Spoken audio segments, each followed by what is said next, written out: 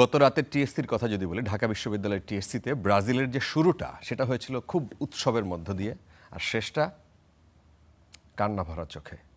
গুড়ি গুড়ি বৃষ্টি উপেক্ষা করে প্রিয় দলের জন্য শত শত ভক্তের গলা ফাটানো আওয়াজ ছিল প্রায় পুরো ম্যাচ জুড়ে। কিন্তু ম্যাচের একদম শেষের দিকে এসে যখন একটা গোল খেয়ে যায়, ঠিক ম্যাচের শেষে সেটা রূপ নেয় আক্ষেপের গল্পে।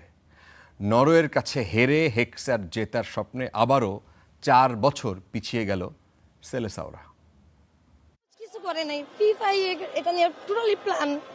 মেসিদের আর্জেন্টিনার কার সাথে খেলা পড়ে আর ব্রাজিলের কার সাথে খেলা পড়ে, কেন এগুলো কেন করে? এখানে আঞ্চলিকদের অনেক ভুল ছিল। নেইমারে প্রথম একাদশে রাখে নাই, এরপরে আরো দ্বিতীয় ভুল ছিল। মাঝখান দিয়া 70 মিনিটের পরে কিছু প্লেয়ার উড়ে এলাইছে। আপনার ব্রাজিল যেরকম সাম্বার জন্য পরিচিত, আপনার ব্রাজিলের যদি আগের দিনের খেলাগুলো আপনারা দেখেন, ওরা এরিয়ালে অনেক ছোট ছোট পাস খেলতো। সো ওই খেলাটা মিসিং। আসলে আমার 14 গোষ্ঠীর মধ্যে কেউ ব্রাজিল সমর্থন করে না, একমাত্র আমি করি। বাসায় যেতে পারবো না, আত্মীয় স্বজনের বাড়ি যেতে পারবো না, বন্ধু বান্ধবের কাছে মুখ দেখাতে পারছি না।